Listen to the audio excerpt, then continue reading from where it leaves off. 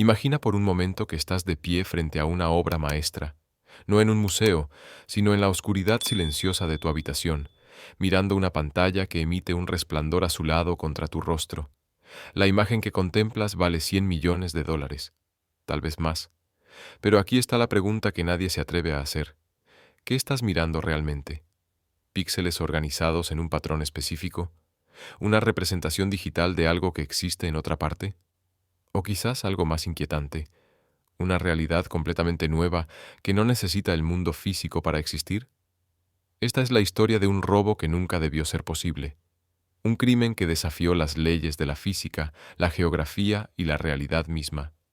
No hubo vidrios rotos, no hubo alarmas silenciadas, no hubo guantes de látex ni túneles secretos excavados bajo los cimientos de fortalezas de mármol. Y sin embargo, sucedió.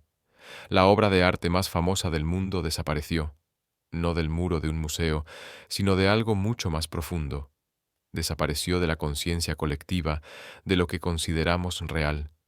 Permíteme llevarte a un lugar donde el código es más valioso que el oro, donde la identidad es tan frágil como una contraseña olvidada, y donde el mayor robo de la historia no requirió fuerza física, sino algo infinitamente más poderoso: la capacidad de reescribir la percepción humana.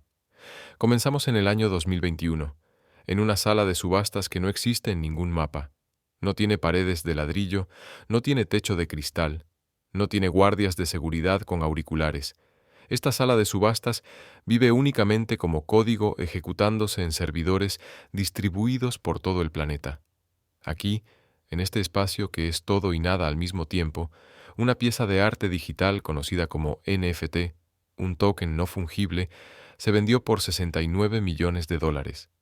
69 millones de dólares por algo que no puedes tocar, que no puedes colgar en tu pared, que existe solamente como una entrada en una base de datos descentralizada llamada blockchain. Y en ese momento, mientras el mundo observaba con asombro y confusión, algo cambió en el tejido mismo de nuestra realidad. La línea entre lo físico y lo digital, ya borrosa, se disolvió por completo. El arte ya no necesitaba existir en el mundo tangible para tener valor. La propiedad ya no requería posesión física. Y el robo encontró un nuevo campo de juego infinito.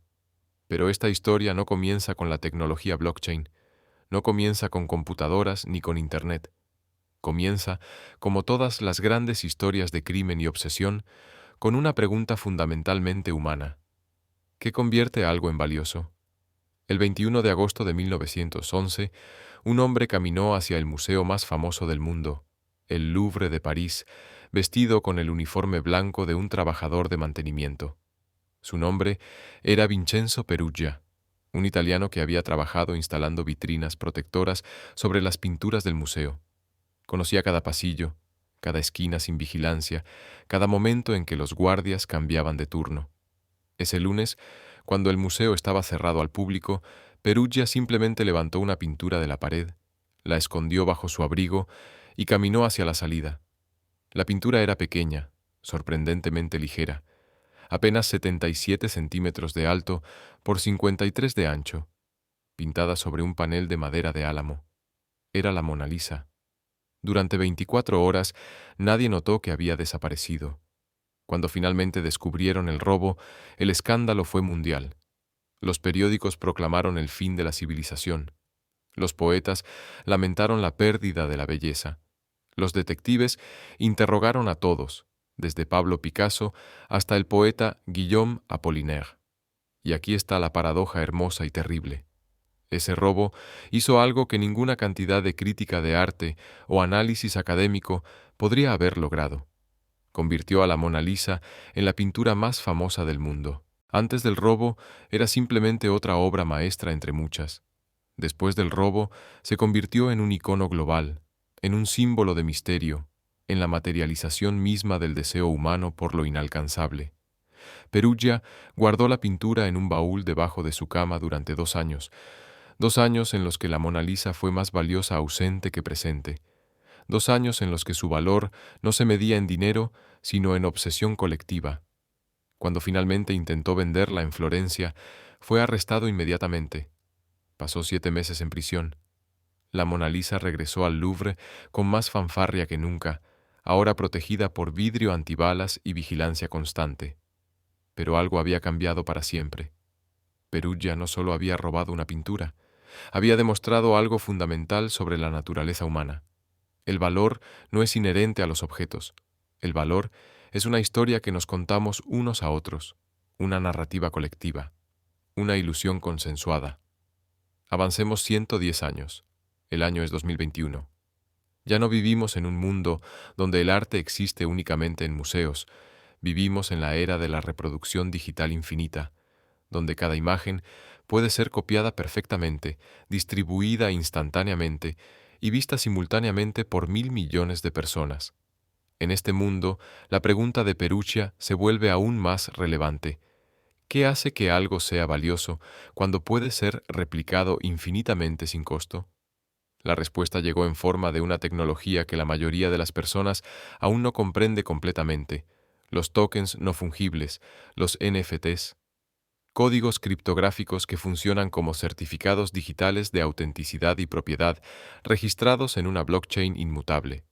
Imagina que puedes poseer la idea de algo, la versión original de algo que existe únicamente como datos. Puedes no poseer la imagen en sí, cualquiera puede copiarla, descargarla, usarla, pero posees la versión autenticada, la que lleva la firma digital del creador, la que la blockchain reconoce como la verdadera.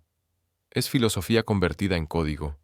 Es el concepto platónico de las formas aplicado a Hoppex. Es, en su esencia más profunda, una reconstrucción completa de lo que significa poseer algo.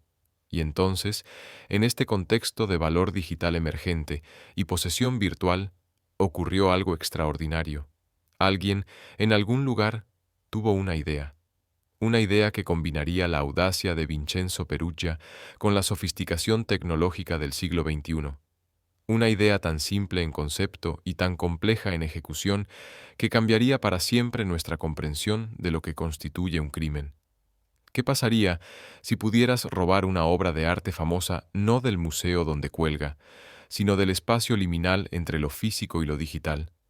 ¿Qué pasaría si pudieras crear una versión digital auténtica de una obra maestra que solo existe en el mundo físico, mintear un NFT de ella y venderla como si fuera el original digital de algo que nunca tuvo un original digital? No estarías robando la pintura, estarías robando su identidad, su esencia en el metaverso, su existencia en el reino de lo digital.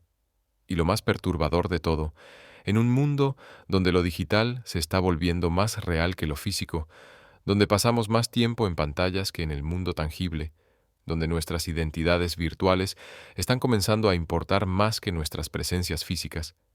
¿Sería eso siquiera un robo? ¿O sería la creación de una nueva realidad paralela?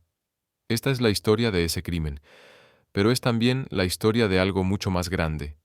Es la historia de cómo la tecnología no solo cambia lo que hacemos, sino quiénes somos, cómo el código no solo organiza datos, sino que reconfigura la conciencia, cómo el mayor robo de la historia moderna no fue de dinero, ni de arte, ni de información, fue el robo de la realidad misma. Para entender cómo llegamos a un mundo donde alguien puede robar arte que no existe físicamente, debemos retroceder al momento preciso en que los humanos comenzamos a confundir representación con realidad, simulación con sustancia, código con conciencia. Todo comenzó, como tantas revoluciones tecnológicas, con un juego. Era el año 1997.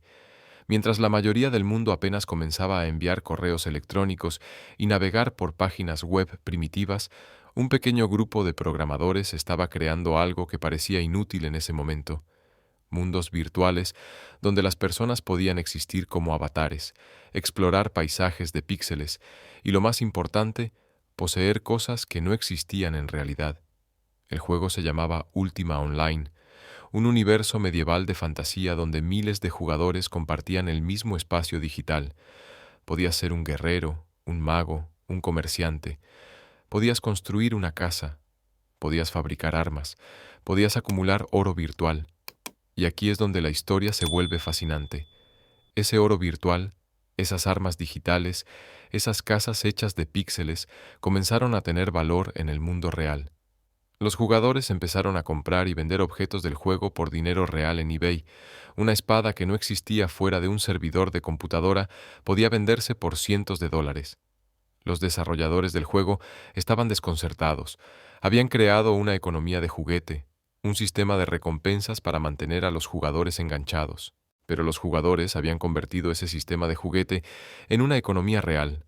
Habían encontrado valor donde los creadores solo habían puesto entretenimiento. Este fue el primer síntoma de algo profundo. Los humanos estamos programados para asignar valor a las cosas basándonos no en su existencia física, sino en su escasez, utilidad social y la narrativa que construimos alrededor de ellas. Piénsalo desde la perspectiva de la neurociencia. Tu cerebro no distingue fundamentalmente entre una victoria en un videojuego y una victoria en el mundo real. Cuando obtienes ese objeto raro, tu corteza prefrontal procesa la recompensa. Tu sistema límbico libera dopamina. Tus circuitos de placer se activan exactamente de la misma manera que si hubieras encontrado comida o ganado estatus social en el mundo físico. La evolución nos programó para responder a patrones de recompensa. No nos programó para distinguir entre recompensas reales y virtuales.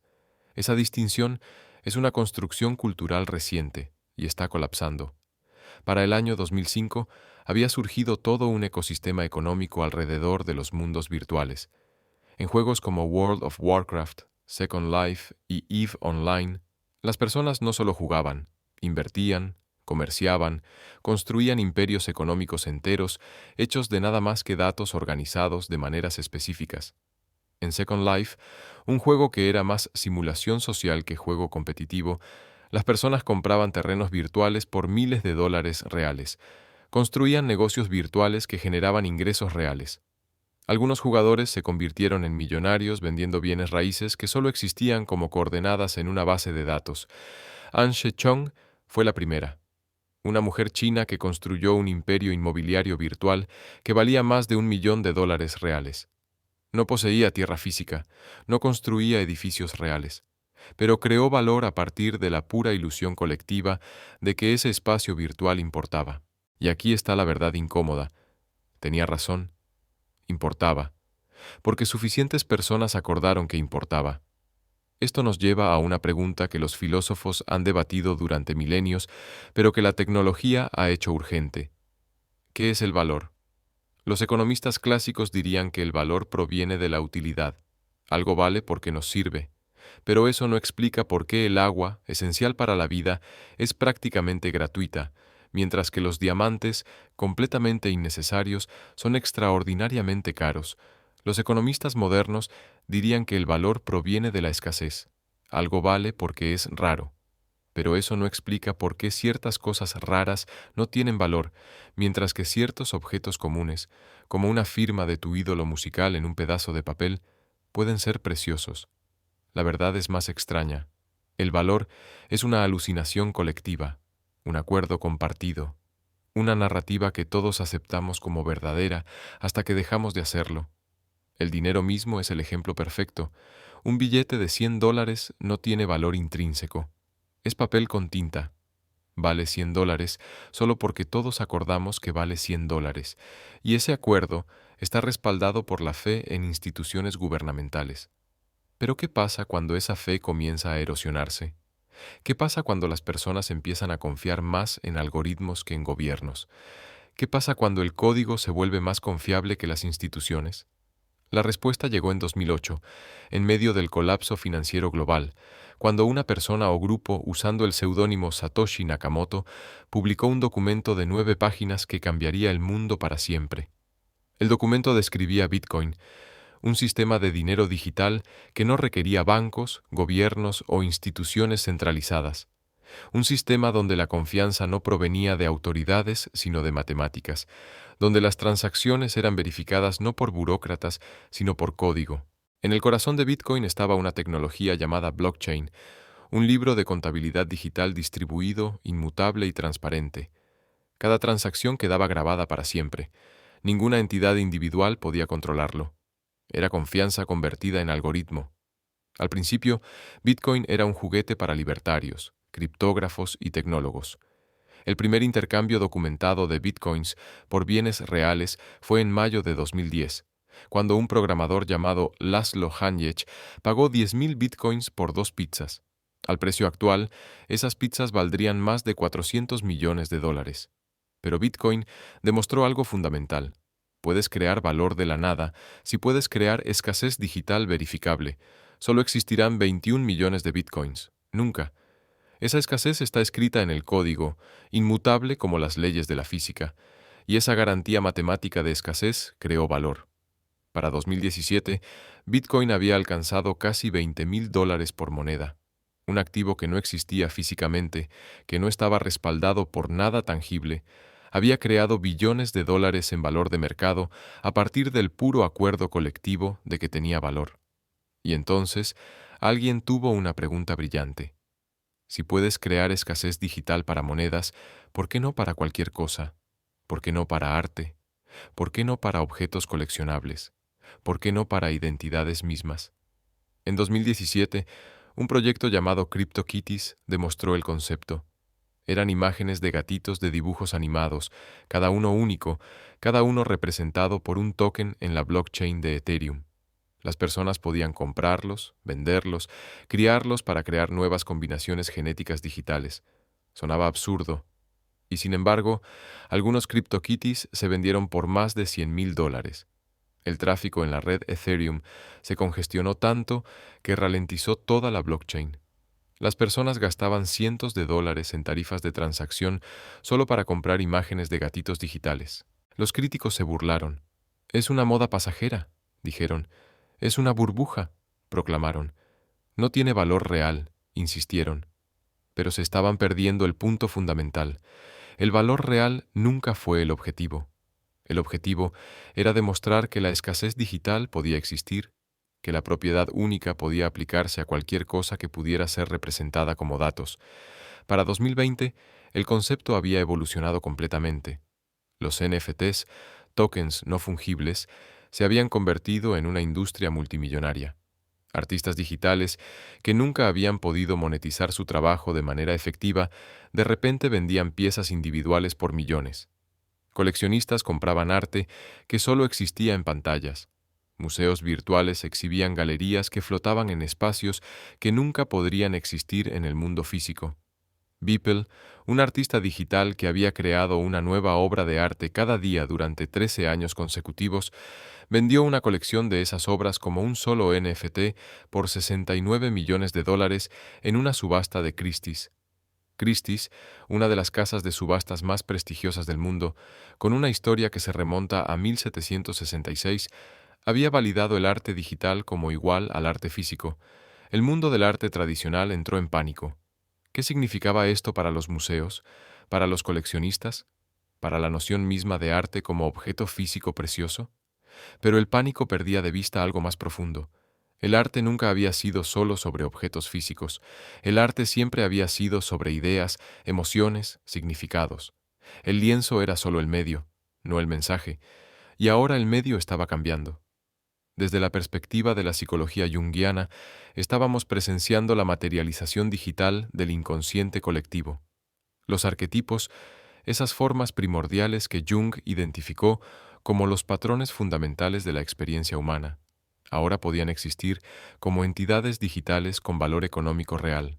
Carl Jung escribió sobre cómo los símbolos y mitos funcionan como puentes entre el consciente y el inconsciente, entre lo personal y lo colectivo.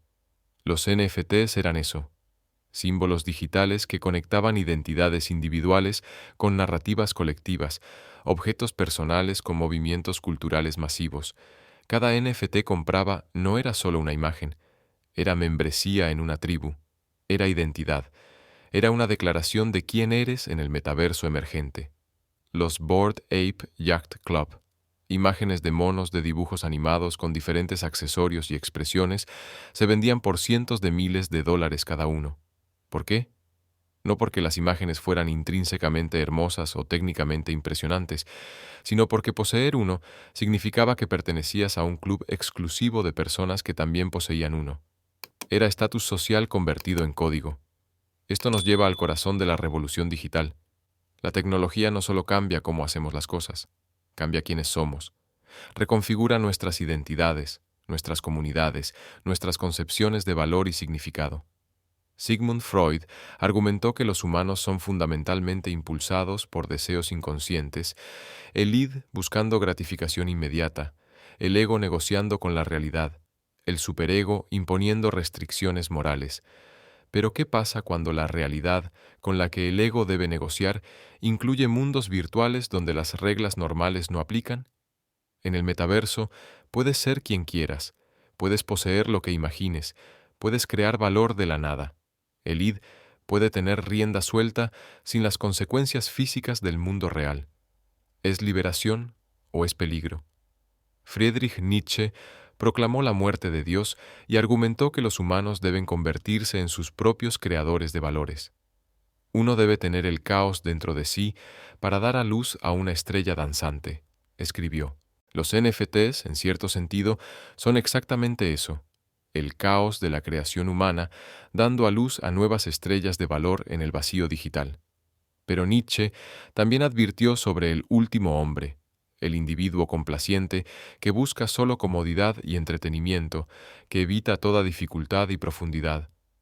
¿Estamos usando la tecnología para convertirnos en superhombres que trascienden nuestras limitaciones? ¿O nos estamos convirtiendo en últimos hombres, persiguiendo recompensas digitales vacías mientras el mundo real se desmorona? Para 2021, el mercado de NFTs había alcanzado 41.000 millones de dólares en volumen de comercio. 41.000 millones de dólares cambiando de manos por cosas que no existen físicamente, por propiedad que es puramente conceptual, por valor que es completamente consensuado.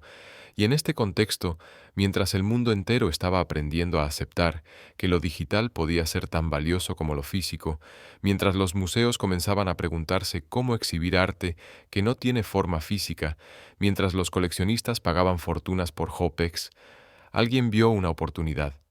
Alguien con el conocimiento técnico para navegar blockchains, la audacia para desafiar la propiedad intelectual y la visión filosófica para entender que el mayor valor no está en poseer cosas, sino en controlar narrativas.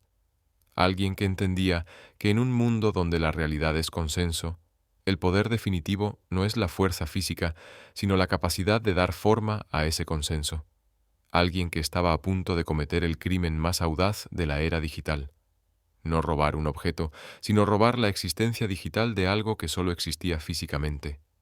La pregunta que nadie estaba haciendo era, si puedes mintear un NFT de cualquier imagen digital, ¿qué te impide mintear un NFT de una obra de arte famosa que nunca tuvo un original digital?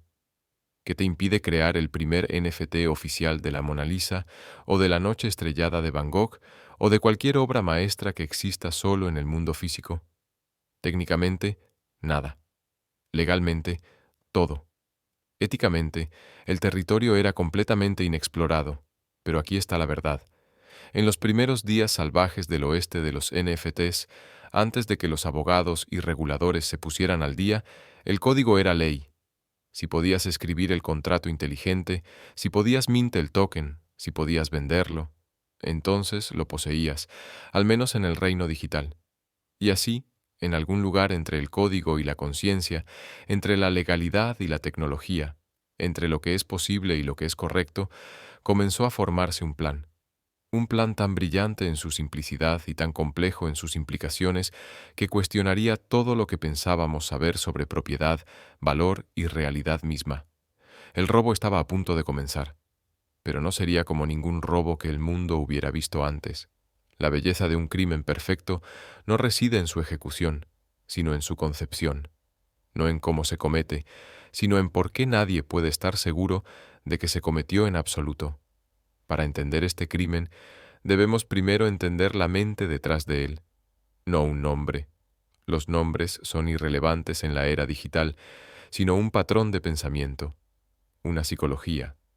Los psicólogos criminales han estudiado durante décadas las mentes de ladrones de arte. Son diferentes de otros criminales. No son impulsivos, no son violentos. Son pacientes, meticulosos, obsesivos. Estudian sus objetivos durante meses, años a veces. Aprenden los sistemas de seguridad, los horarios de los guardias, las debilidades en la arquitectura. Pero más que eso, los ladrones de arte son artistas a su manera. Ven el robo mismo como una forma de creación, una performance, un acto de transgresión que rivaliza con la obra que están robando. Stefan Breitwieser, uno de los ladrones de arte más prolíficos de la historia, robó más de 300 obras de museos europeos, no para venderlas, sino simplemente para poseerlas, para vivir rodeado de belleza robada. No estaba robando, dijo una vez en una entrevista, estaba liberando el arte de la prisión de los museos. Esta racionalización es fascinante desde la perspectiva psicológica. El ego del ladrón reenmarca el crimen como una forma de justicia, transformando la transgresión en virtud. Es un mecanismo de defensa que Freud identificaría como racionalización. Justificar comportamientos inaceptables con explicaciones que suenan razonables. Pero nuestro ladrón digital era algo completamente diferente. No quería liberar el arte de los museos, quería duplicar su existencia. Quería crear una versión paralela que viviera en el reino digital, una versión que podría ser igualmente auténtica en ese espacio. Y aquí es donde la filosofía se encuentra con la tecnología de manera explosiva. En 1936, el filósofo alemán Walter Benjamin escribió un ensayo que se volvería profético: La obra de arte en la era de su reproducción técnica. Argumentó que las tecnologías de reproducción, fotografía, cine, estaban cambiando fundamentalmente la naturaleza del arte al eliminar lo que él llamaba el aura de la obra original. El aura, escribió Benjamin, es un entrelazamiento muy especial de espacio y tiempo, la aparición irrepetible de una lejanía, por más cercana que pueda estar. Es la singularidad del objeto, su presencia única en el tiempo y el espacio, lo que le da su poder casi místico. Cuando reproduces una pintura como fotografía, pierdes el aura, ganas accesibilidad. Millones pueden ver la reproducción, pero pierdes la autenticidad. Benjamin vio esto como algo potencialmente liberador. El arte ya no estaría limitado a élites que podían viajar a museos. Podría ser democratizado, distribuido, experimentado por todos. Pero también vio el peligro. Si el arte pierde su aura, ¿pierde también su poder? ¿Se convierte simplemente en otra mercancía, otra imagen que pasa por nuestros feeds infinitos? Los NFTs presentan una paradoja fascinante en este contexto. Son completamente reproducibles. Cualquiera puede copiar la imagen, pero mantienen un tipo de aura digital a través de la autenticación blockchain. La aparición irrepetible ya no es física, sino criptográfica. El original ya no es el objeto, sino el token. Es aura convertida en código. Nuestro ladrón digital entendía esto profundamente. Entendía que en el siglo XXI la autenticidad ya no se trata de átomos, sino de bits. Ya no se trata de lo que puedes tocar, sino de lo que la blockchain dice que posees. El plan era elegante en su audacia: elegir la obra de arte más icónica del mundo, una cuya imagen ha sido reproducida miles de millones de veces, cuya esencia ya está completamente digitalizada en la conciencia colectiva, y mintear el primer NFT oficial de ella. La obra elegida era obvia: la Mona Lisa. Piénsalo. La Mona Lisa es la pintura más reproducida, más parodiada, más referenciada en la historia humana. Existen incontables copias, desde reproducciones de alta calidad en libros de arte hasta versiones pixeladas en memes de Internet. La imagen de la Mona Lisa probablemente ha sido vista más veces en formato digital que físico. En cierto sentido, la verdadera Mona Lisa, la que vive en nuestra imaginación colectiva, ya no es la pintura de 500 años en el Louvre, es la idea platónica de la Mona Lisa, la forma que existe en el espacio cultural compartido. ¿Y si pudieras poseer esa idea? ¿Y si pudieras mintear un NFT que representara no la pintura física, sino la esencia digital de la Mona Lisa? Aquí es donde el plan se vuelve técnicamente fascinante y legalmente ambiguo. Paso 1. Adquirir una imagen digital de alta resolución de la Mona Lisa. Esto es trivial. El Louvre mismo ofrece imágenes digitales de sus colecciones. Son de dominio público en muchas jurisdicciones. Cualquiera puede descargarlas. Paso 2. Crear un contrato inteligente en la blockchain Ethereum que minteará un NFT de esta imagen. El contrato especificaría que solo existirá un token, escasez absoluta garantizada por código. Paso 3. Aquí está el golpe de genio. No afirmar que este NFT es la Mona Lisa oficial. No afirmar que representa propiedad de la pintura física. Simplemente mintear el token y venderlo como el primer NFT de la imagen digital de la Mona Lisa. Técnicamente verdadero. Legalmente ambiguo. Éticamente... Bueno, ahí está la pregunta. ¿Es esto robo? No estás tomando nada del Louvre. La pintura física sigue colgando en su pared protegida. No estás violando derechos de autor en la mayoría de jurisdicciones. La Mona Lisa fue pintada hace más de 500 años, mucho antes de que existieran las leyes de derechos de autor. ¿Es fraude? Solo si afirmas falsamente algo sobre lo que representa el NFT. Pero si eres cuidadoso con tu lenguaje, si dejas que las suposiciones de los compradores llenen los vacíos, si dejas que la narrativa se construya orgánicamente, es el equivalente digital de lo que los artistas conceptuales han estado haciendo durante décadas, cuestionar la naturaleza de la propiedad, el valor y la autenticidad.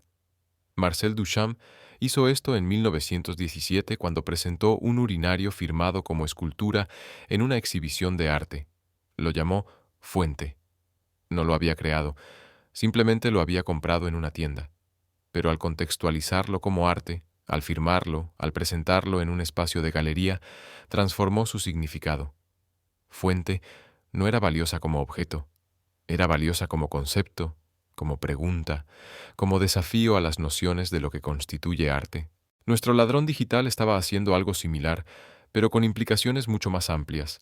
No solo estaba cuestionando qué es el arte, sino qué es la propiedad en la era digital, qué es la autenticidad cuando todo puede ser copiado perfectamente, qué es el valor cuando es puramente consensuado. Pero aquí es donde la historia se vuelve más oscura, más compleja, porque este no era solo un proyecto de arte conceptual, era un esquema para generar dinero real a partir de ambigüedad digital. El primer NFT de la Mona Lisa fue minteado en secreto en enero de 2021. No hubo anuncio, no hubo fanfarria, simplemente apareció en OpenSea, el mercado más grande de NFTs listado por una cuenta anónima. El precio inicial, 100 Ethereum, aproximadamente $200,000 en ese momento. La descripción era deliberadamente vaga.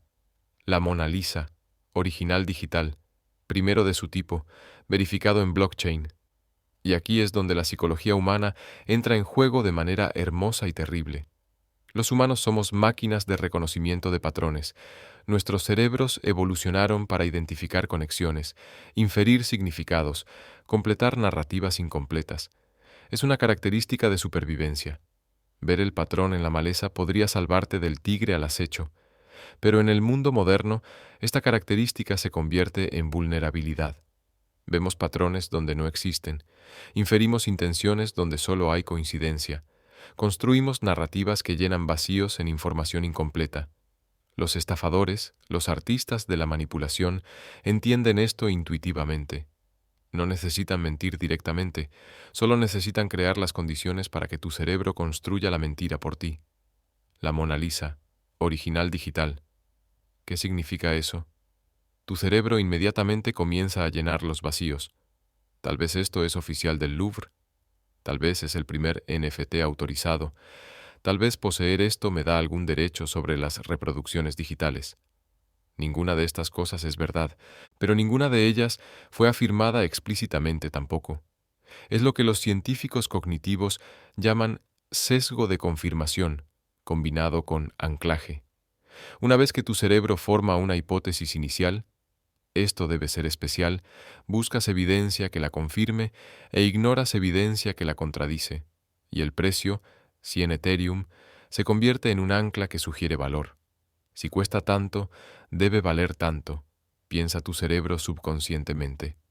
Durante 3 días el NFT permaneció sin vender, y entonces algo cambió. Una cuenta diferente, también anónima, hizo una oferta, 50 Ethereum. Esta era otra pieza del rompecabezas psicológico. La oferta creaba validación social. Alguien más pensaba que esto tenía valor. Alguien más estaba dispuesto a pagar dinero real. De repente, ya no eras tú solo considerando algo absurdo. Había un mercado. La neurociencia ha demostrado que nuestros juicios de valor están profundamente influenciados por las opiniones de otros. Cuando vemos que otros valoran algo, nuestros propios sistemas de valoración cerebral se activan de manera diferente. Las mismas regiones que responden a recompensas primarias, comida, seguridad, sexo, también responden a validación social. Un día después, una tercera cuenta hizo una contraoferta, 75 Ethereum. Una guerra de ofertas había comenzado, y con cada nueva oferta, la narrativa se solidificaba. Esto debe ser valioso. Esto debe ser importante. Esto debe ser real. El NFT finalmente se vendió por 150 Ethereum, aproximadamente $300,000, a una cuenta registrada bajo un nombre corporativo en las Islas Caimán. ¿Quién era el comprador? ¿Era real? ¿O era el mismo ladrón digital usando una cuenta diferente para crear la ilusión de demanda? Esta pregunta nos lleva al corazón de uno de los problemas más fundamentales con los mercados de NFTs, la facilidad de manipulación. En los mercados tradicionales de arte hay registros, hay procedencia, hay personas reales con identidades verificables comprando y vendiendo. En los mercados de NFTs hay solo billeteras criptográficas, cadenas de caracteres alfanuméricos que no revelan nada sobre quién o qué está detrás de ellas. Puedes crear 100 billeteras, puedes moverte dinero entre ellas, puedes simular actividad comercial, puedes crear la ilusión de un mercado donde no existe ninguno. Es lo que se conoce como wash trading, comercio de lavado. Comprar y vender tu propio activo para crear la apariencia de demanda e inflación del precio. En los mercados financieros tradicionales, esto es altamente ilegal. En los mercados de NFTs en 2021, era prácticamente indetectable y técnicamente ambiguo si era siquiera ilegal. Pero aquí está la parte verdaderamente fascinante. Incluso si todo el comercio inicial fue fabricado, incluso si el comprador era el mismo creador usando una cuenta diferente, algo real había sido creado. Había sido creada una historia, una narrativa, una entrada en la conciencia colectiva de la cultura de NFTs. Alguien pagó $300,000 por un NFT de la Mona Lisa. Esta historia comenzó a circular en Twitter, en Discord, en Reddit. Los influencers de cripto la recogieron. ¿Han visto esto? ¿Es legítimo? ¿Es una estafa? Cada discusión, cada debate, cada artículo escrito sobre si esto era real o falso, valioso o sin valor, arte o fraude, todo ello agregaba capas a la narrativa, todo ello aumentaba la prominencia cultural del objeto, y en la economía de la atención, la prominencia es valor. 3 semanas después de la primera venta, apareció un segundo NFT de la Mona Lisa en un mercado diferente, luego un tercero, luego una docena. De repente, había un mercado completo de NFTs de la Mona Lisa. Algunos afirmaban ser oficiales, algunos admitían ser tributos, algunos eran claramente parodias. El caos era total y hermoso. ¿Cuál era el original? ¿Importaba? En un mundo de reproducción infinita, ¿tiene sentido siquiera el concepto de original? El Louvre finalmente emitió un comunicado. El museo no ha autorizado ninguna venta de NFT de la Mona Lisa. Cualquier afirmación de lo contrario es falsa. Pero esto solo intensificó el debate. En el mundo descentralizado de blockchain, ¿importa la autorización? ¿Quién decide qué es auténtico cuando la autenticación es puramente tecnológica, no institucional? Algunos argumentaron que el primer NFT minteado debería considerarse el original digital, independientemente de quién lo creó. Otros argumentaron que ningún NFT de la Mona Lisa podría ser auténtico sin la bendición del Louvre. Otros más argumentaron que todo el concepto era absurdo. La Mona Lisa es una pintura física, punto final. Pero mientras todos discutían sobre autenticidad y legalidad, algo más estaba sucediendo silenciosamente en segundo plano. El creador original del primer NFT, nuestra ladrón digital, había vendido el token. Pero habían guardado algo más valioso: los datos sobre quién lo compró, cómo se comportó el mercado, qué narrativas resonaron, qué memes se difundieron. Estaban aprendiendo, experimentando, refinando su técnica, porque la Mona Lisa era solo la prueba de concepto, la demostración de que esto podía hacerse. El siguiente objetivo sería más ambicioso, más rentable, más audaz.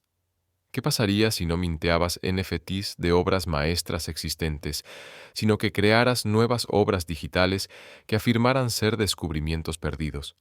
pinturas encontradas de artistas famosos muertos, primeras versiones digitales de esculturas icónicas.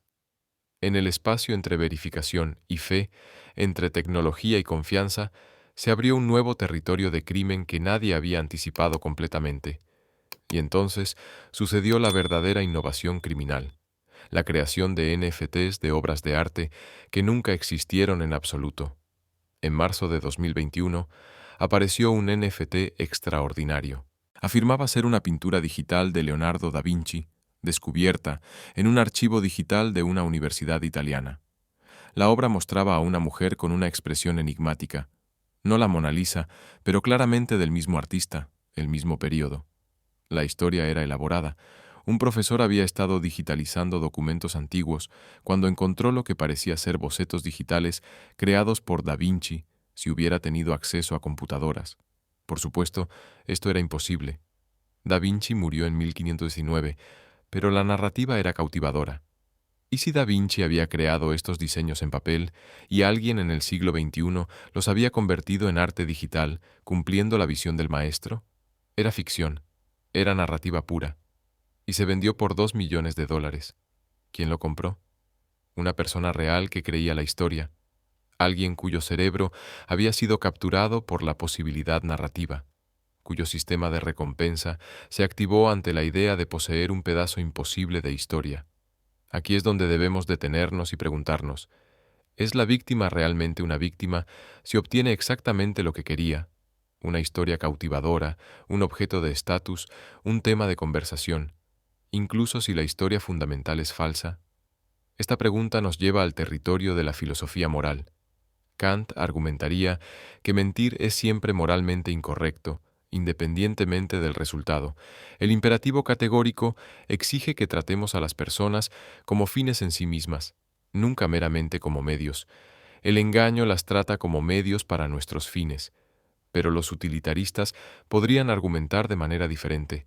Si el comprador es feliz, si obtiene utilidad del objeto, si nadie sale objetivamente perjudicado, ¿dónde está el daño?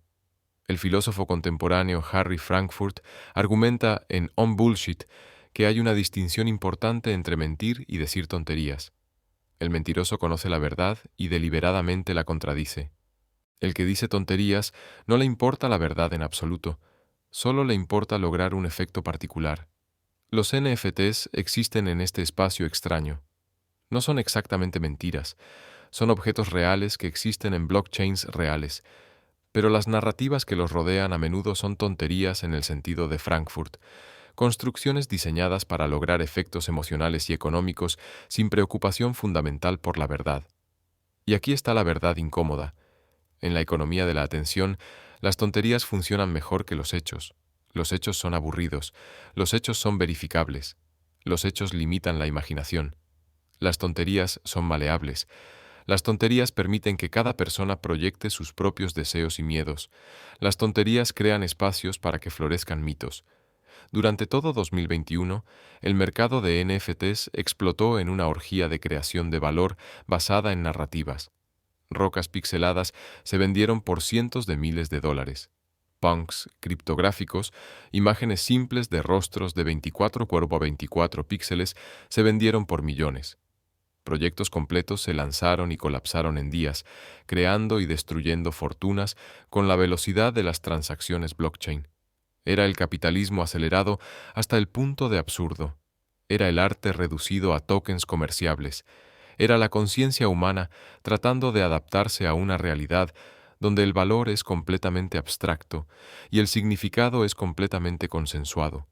Y en algún lugar en medio de este caos, nuestro ladrón digital estaba refinando su técnica, perfeccionando su arte, preparándose para el golpe final, porque habían aprendido algo que pocos otros habían entendido. El mayor valor no estaba en crear nuevos NFTs, sino en controlar la narrativa alrededor de los existentes. No necesitabas poseer el arte, necesitabas poseer la historia, la conversación, la atención colectiva. Y el arte, el verdadero arte de este nuevo mundo digital, era la capacidad de manipular consenso, de dar forma a percepciones, de convertir código en cultura. El robo había evolucionado. Ya no se trataba de tomar objetos físicos, se trataba de hackear la realidad consensuada misma, y el próximo objetivo no sería una pintura, ni un NFT, ni siquiera un mercado específico, sería algo mucho más fundamental, el concepto mismo de propiedad en la era digital. Hay un momento en toda gran revelación donde lo imposible se convierte en obvio, donde el truco es revelado y te preguntas cómo no lo viste venir. Este momento llegó en septiembre de 2021, cuando alguien finalmente hizo la pregunta correcta. Un desarrollador de blockchain llamado Alex Masmej estaba investigando el historial de transacciones de algunos de los NFTs más valiosos cuando notó algo extraño. Muchas de las ventas más espectaculares, las que habían generado titulares, las que habían establecido precios récord, involucraban billeteras que estaban conectadas de maneras sutiles pero detectables. No conexiones directas, eso sería demasiado obvio, pero patrones de financiamiento, timing de transacciones, rasgos estilísticos en cómo se estructuraban los contratos inteligentes. Comenzó a mapear las conexiones. Billetera A vendió a billetera B. Billetera B fue financiada por billetera C. Billetera C recibió fondos de un exchange donde billetera A había depositado fondos previamente. Era como seguir el flujo del agua en un río. Individualmente, cada transacción parecía discreta, pero cuando mapeabas el sistema completo, surgía un patrón.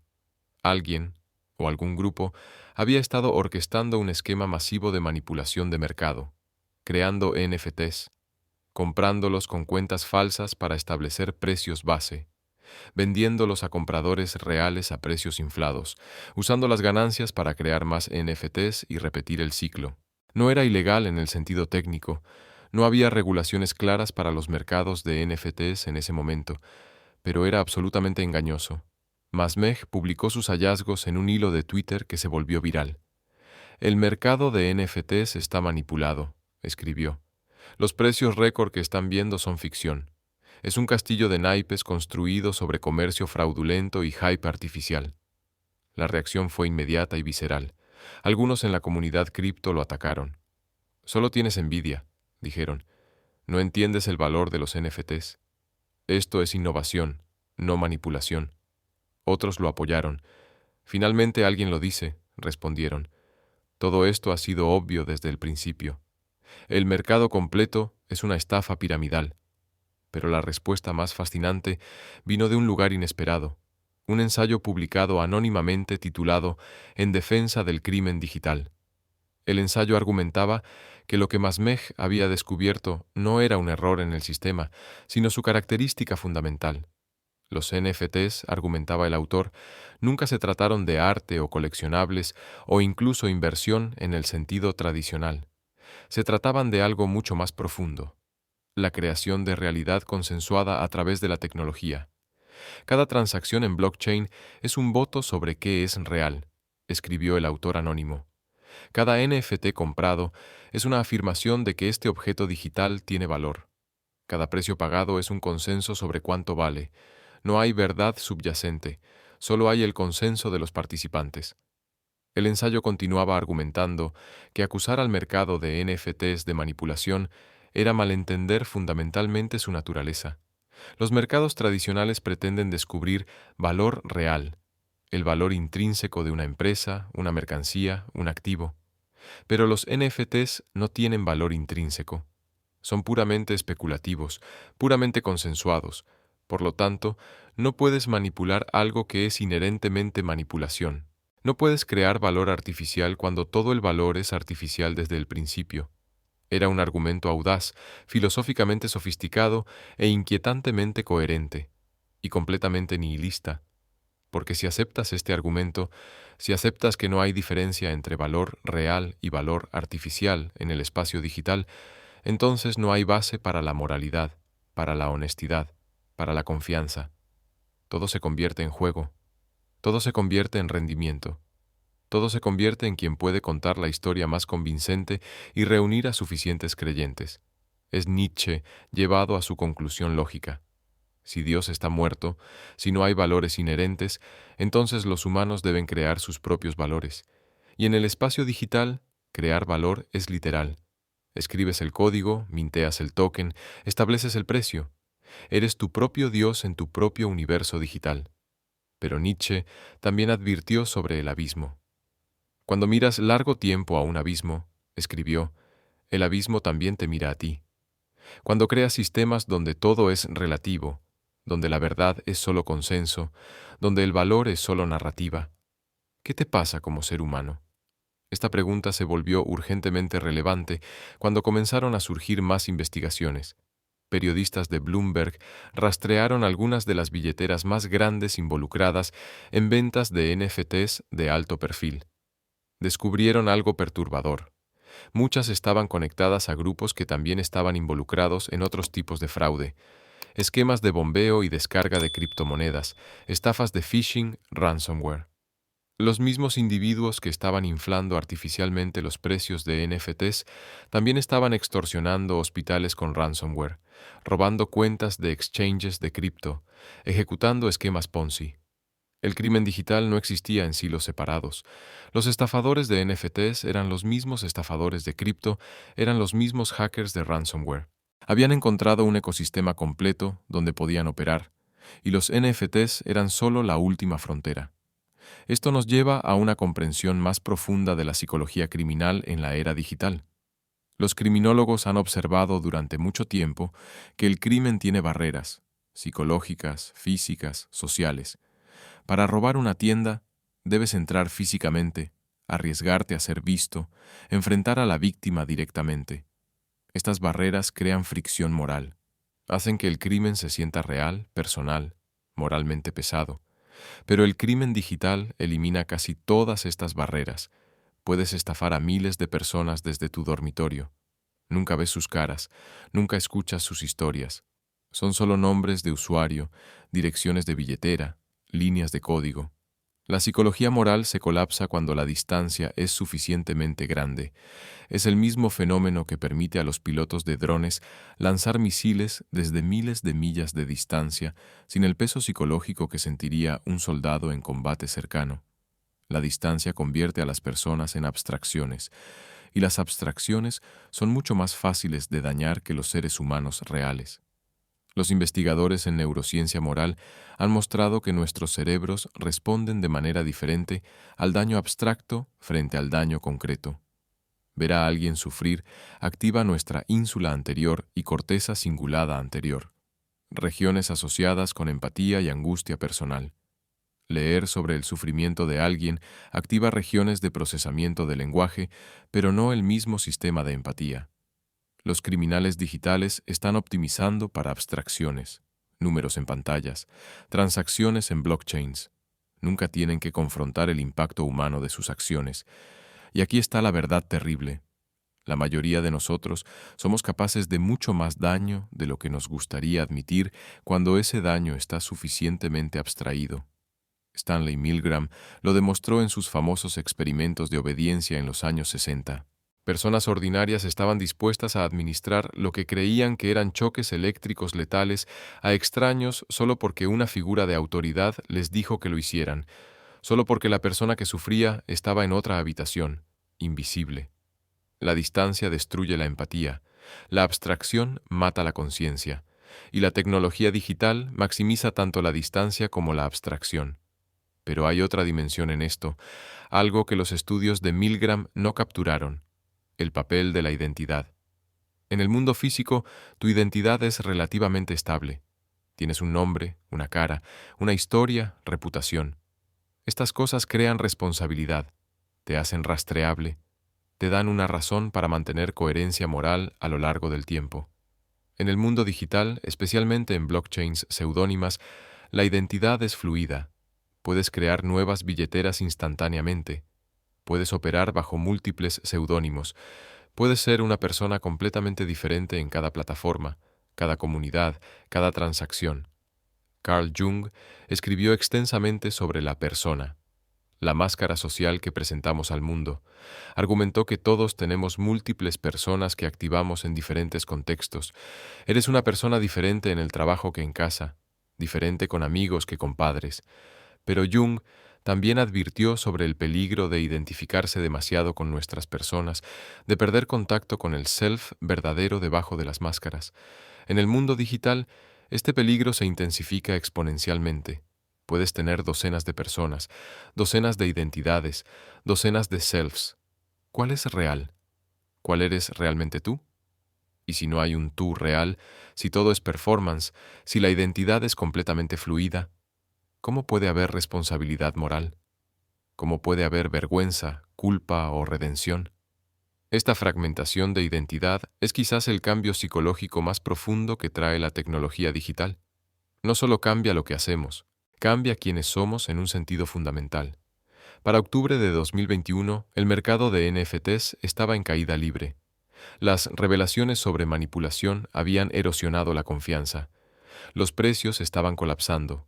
Los proyectos que habían valido millones valían centavos. Y entonces, justo cuando todos pensaban que había terminado, sucedió algo extraordinario. El Louvre anunció que lanzarían su propia colección de NFTs oficiales. Obras maestras de su colección serían digitalizadas en ultra alta resolución y vendidas como NFTs por tiempo limitado, con todas las ganancias destinadas a la restauración de arte. La ironía era deliciosa. La institución que había negado la legitimidad de los NFTs ahora los estaba abrazando. La institución que representaba el arte tradicional, físico, inmutable, ahora participaba en el mercado digital. ¿Por qué? Porque habían aprendido la lección que nuestro ladrón digital entendió desde el principio. En el siglo XXI, la relevancia cultural requiere presencia digital. Si no existes en el espacio virtual, estás volviéndote invisible para generaciones enteras que viven cada vez más en línea. El primer NFT oficial del Louvre, una versión digital de alta resolución de la Mona Lisa con certificación blockchain verificada, se vendió por $1.2 millones en una subasta que atrajo atención global. De repente, todos los NFTs no oficiales de la Mona Lisa que se habían vendido antes se volvieron completamente sin valor, porque ahora había un estándar oficial. Una autoridad central había establecido lo que era auténtico. ¿O no? Porque aquí está la pregunta fascinante. ¿Qué hace que el NFT del Louvre sea más real que los que fueron minteados primero?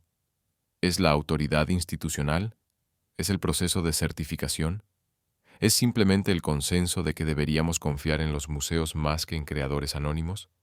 Y si es solo consenso, entonces, ¿no es igualmente contingente, igualmente frágil, igualmente susceptible a cambios? Esta pregunta nos lleva al corazón de lo que este crimen digital realmente robó. No robó una pintura, no robó dinero, aunque el dinero cambió de manos. No robó incluso datos, aunque los datos fueron centrales para todo. Robó algo mucho más fundamental. Robó la ilusión de que la autenticidad es objetiva, que el valor es inherente, que la realidad es estable. Expuso la verdad que las instituciones trabajan duro para ocultar. Toda autoridad es performativa. Todo valor es consensuado. Toda realidad es construida. Walter Benjamin predijo esto. En la época de la reproducción técnica, escribió, lo que se marchita en la obra de arte es su aura. Pero no previó lo que viene después. Cuando el aura se marchita, cuando la autenticidad se vuelve imposible de determinar objetivamente, cuando la reproducción se vuelve indistinguible del original, entonces la autoridad pasa de aquellos que crean objetos a aquellos que controlan narrativas. El poder pasa de productores a curadores. El valor pasa de sustancia a señalización. Vivimos ahora en lo que el filósofo Jean Baudrillard llamó hiperrealidad. Un estado donde la simulación reemplaza a la realidad, donde los modelos de lo real se vuelven más importantes que lo real mismo. Los NFTs son hiperrealidad perfecta, son objetos que solo existen como representaciones de sí mismos. No hay cosa real detrás del token. El token es la cosa. Y en este espacio hiperreal, las reglas antiguas no aplican. Propiedad no significa posesión física. Autenticidad no significa originalidad física. Valor no significa utilidad práctica. Todo es código, todo es consenso, todo es narrativa.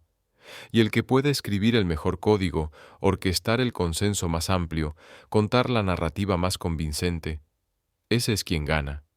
Nuestro ladrón digital no solo robó arte, robó el manual de instrucciones para la realidad del siglo XXI. Y aquí está la verdad más inquietante de todas. Quizás no era un ladrón en absoluto. Quizás era un artista creando la obra de arte conceptual más profunda de nuestro tiempo, una que no existe como objeto sino como proceso, no como imagen sino como idea. El robo mismo era el arte, la manipulación era el medio, la confusión, el debate, la incertidumbre sobre qué es real y qué es falso, qué tiene valor y qué no. Eso era la obra maestra. Marcel Duchamp dijo una vez, es el espectador quien hace la pintura.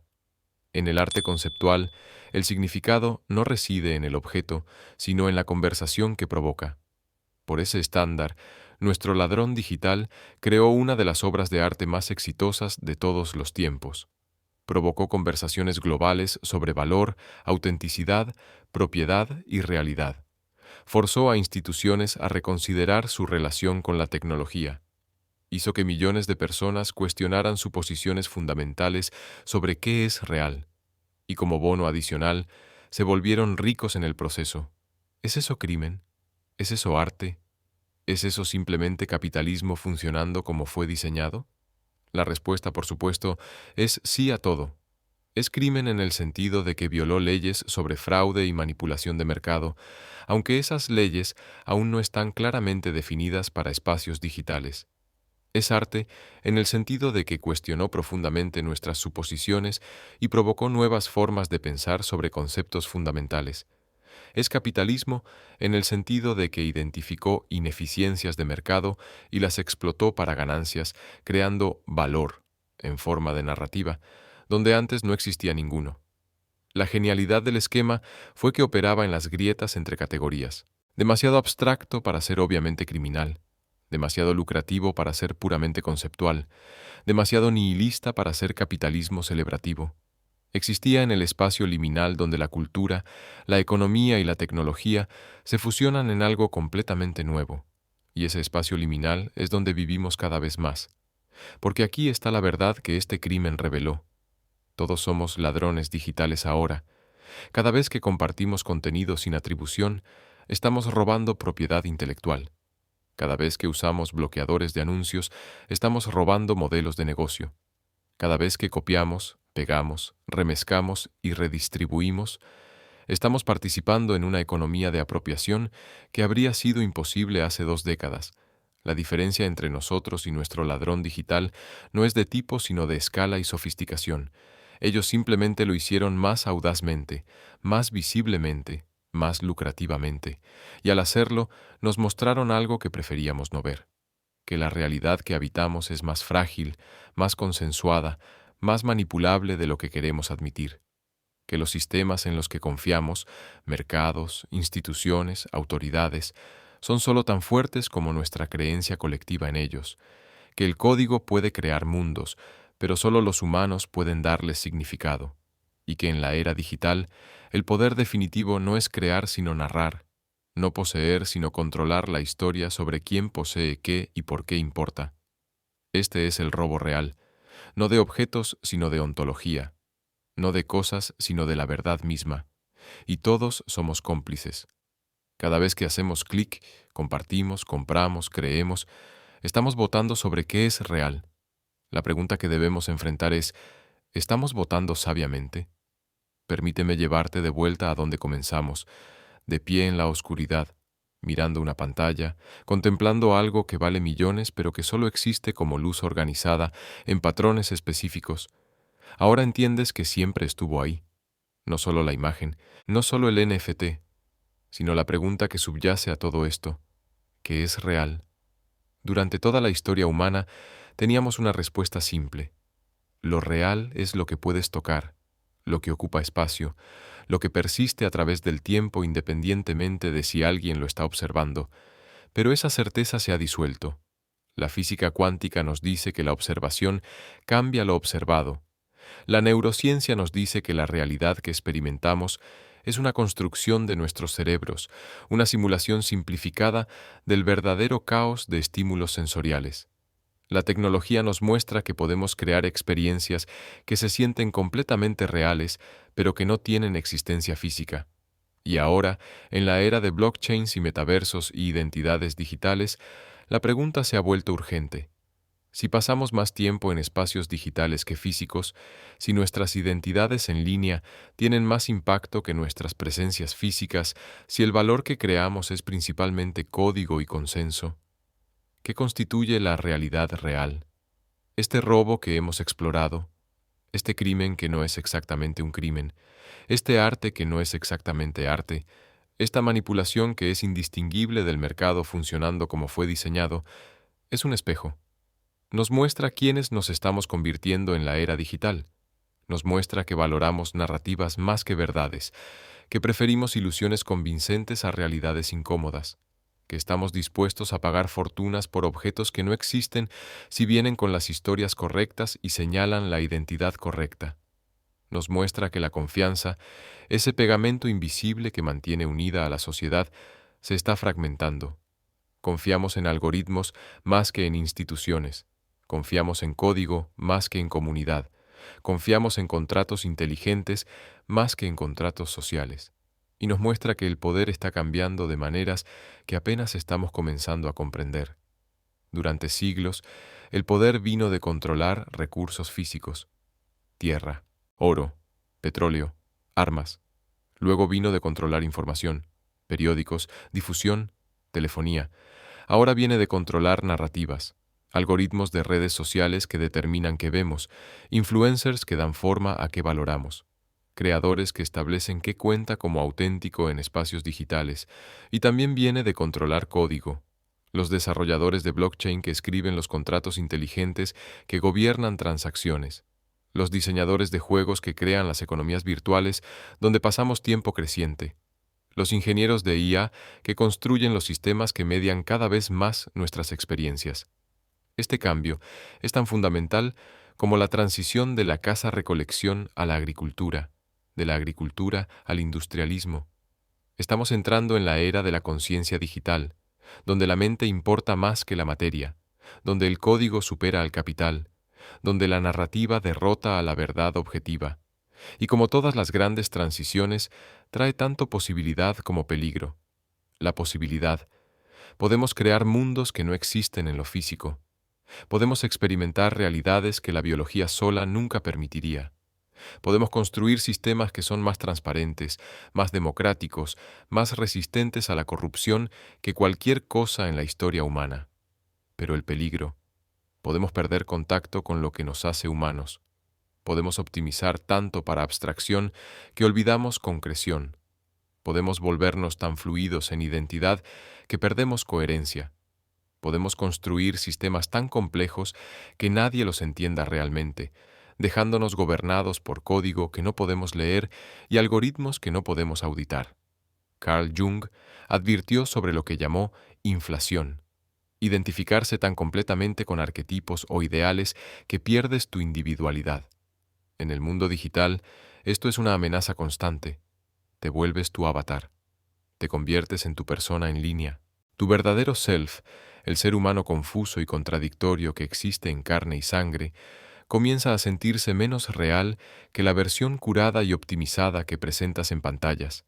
Y cuando eso sucede, cuando lo digital se siente más real que lo físico, cuando la simulación reemplaza a la sustancia, entonces el robo es completo. Porque lo que se ha robado finalmente no son pinturas, ni NFTs, ni dinero. Es tu sentido de realidad en sí, tu ancla a lo concreto, tu capacidad de distinguir entre mapa y territorio, entre representación y realidad, entre código y conciencia. Pero aquí está la esperanza, la posibilidad que este momento oscuro revela. El hecho de que estés preguntándote estas preguntas, el hecho de que este robo te haga sentir incómodo, el hecho de que algo en ti resiste la conclusión de que todo es narrativa y nada es verdad, eso significa que aún no has perdido el contacto. Aún sabes, en algún nivel profundo, que hay diferencias que importan, que algunas narrativas son verdaderas y otras falsas, que la conciencia es más que código, que los humanos son más que usuarios, que el significado es más que mercado. La tecnología no es destino, el código no es conciencia. Y el futuro no es inevitable. Cada transacción que haces, cada NFT que compras o no compras, cada narrativa que amplificas o cuestiones, cada sistema que validas o rechazas, Es un voto sobre qué tipo de realidad queremos habitar. Podemos elegir construir tecnologías que amplifiquen nuestra humanidad en lugar de reemplazarla. Podemos diseñar sistemas que fomenten confianza en lugar de explotarla.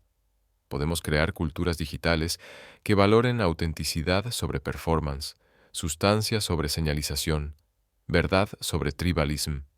Pero requiere conciencia, requiere intención. Requiere resistir el impulso de dejarnos llevar por la corriente de optimización tecnológica y en su lugar preguntar, ¿optimización hacia qué? ¿En servicio de qué valores? ¿Para qué tipo de mundo? Este robo, este crimen hermoso, terrible, revelador, es un regalo en última instancia. Nos muestra dónde están las fallas, dónde nuestros sistemas son manipulables, dónde nuestros valores son confusos, dónde nuestra conciencia está siendo capturada por código. Y al mostrarnos eso, nos da la oportunidad de elegir diferentemente, de construir mejor, de pensar más profundamente, de resistir más sabiamente. Porque al final, el mayor robo no sería el que se documentó aquí, el robo de la Mona Lisa digital, el robo de mercados de NFT, el robo de valor basado en narrativa. El mayor robo sería el que permitimos sin darnos cuenta, el robo de nuestra agencia, nuestra autonomía, nuestra capacidad de distinguir entre lo que importa realmente y lo que solo parece importar porque alguien escribió código convincente y contó una historia atractiva. Así que permíteme dejarte con una pregunta final, no retórica, sino genuina. En un mundo donde la realidad es cada vez más consensuada, donde el valor es cada vez más narrativo, donde la identidad es cada vez más fluida, ¿qué elegirás hacer real? ¿Qué elegirás valorar? ¿Quién elegirás ser? Porque estas elecciones, tus elecciones, mis elecciones, nuestras elecciones colectivas, determinarán si la era digital amplifica la sabiduría humana o magnifica nuestra locura. Si creamos tecnologías que sirven al florecimiento humano o sistemas que simplemente extraen atención y generan ganancias. Si construimos un futuro donde la conciencia trasciende los límites de lo biológico o uno donde la conciencia se fragmenta en abstracción infinita. El robo continúa. La realidad sigue siendo reescrita. El código sigue creando mundos nuevos.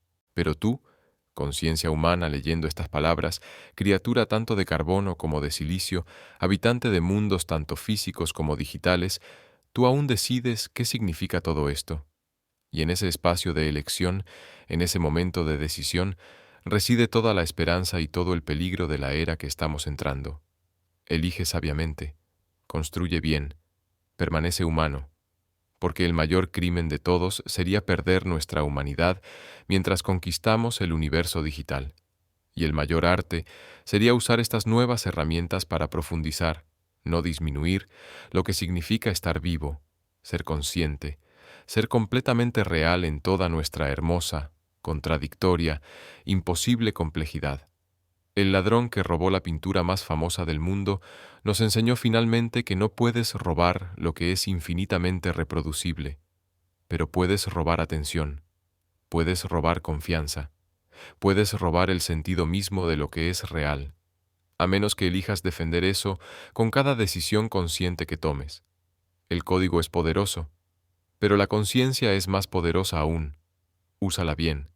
Si este viaje por las profundidades del robo digital ha tocado algo en tu conciencia, comparte esta historia, porque en la era de la narrativa, la verdad solo sobrevive si suficientes de nosotros elegimos contarla.